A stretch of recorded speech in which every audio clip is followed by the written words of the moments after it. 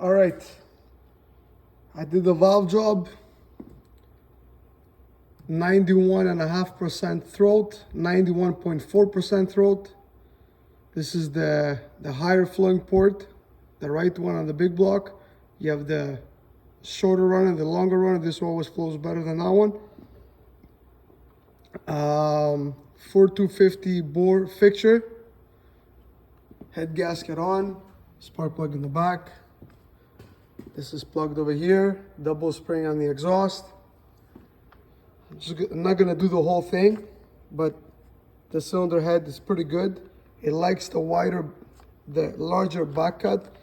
The problem is, this is like a flat valve that these heads come with, so it's kind of hard to get a nice wide back cut. I tried my best, but my 45 is kind of narrow.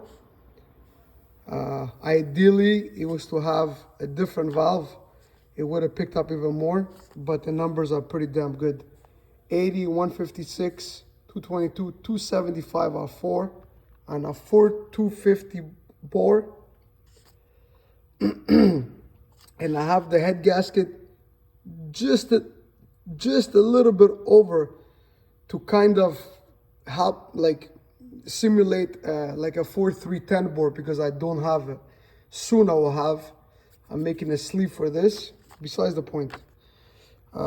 It goes 309 at 5, it goes 331 at 6, goes 345. My camshaft is right here.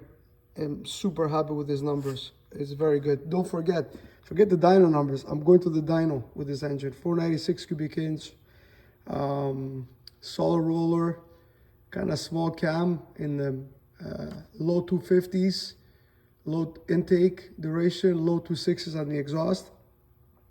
I'm going to try to help it by lashing the cam a little tighter to give it a little bit more duration, because the car weighs about 3,600 pounds.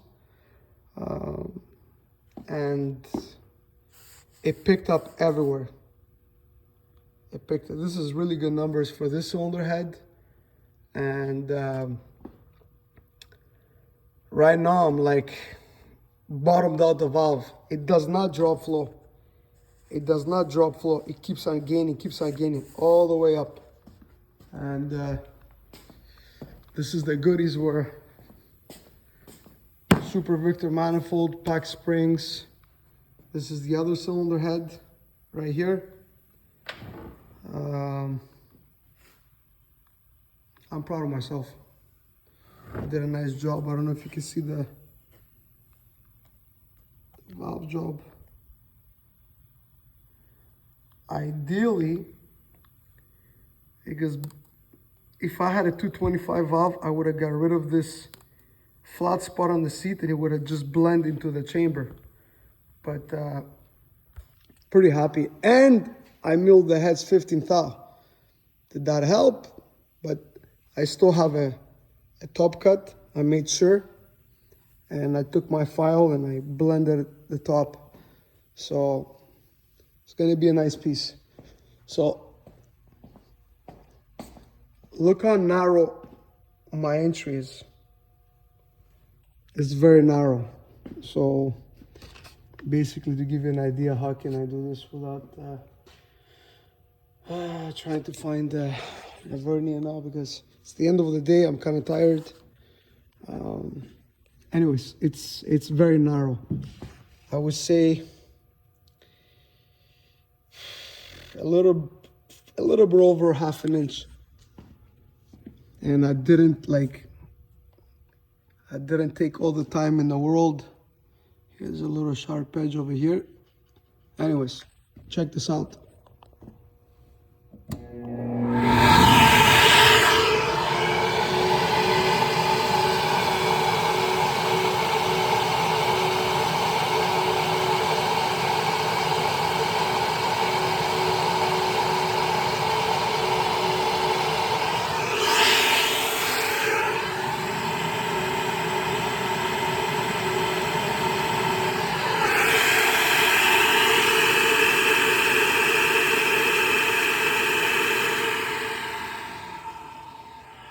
Look how low the valve is.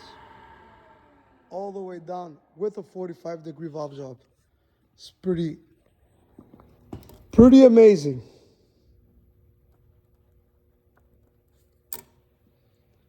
George, MGR Performance, that's my number if you need any engine work.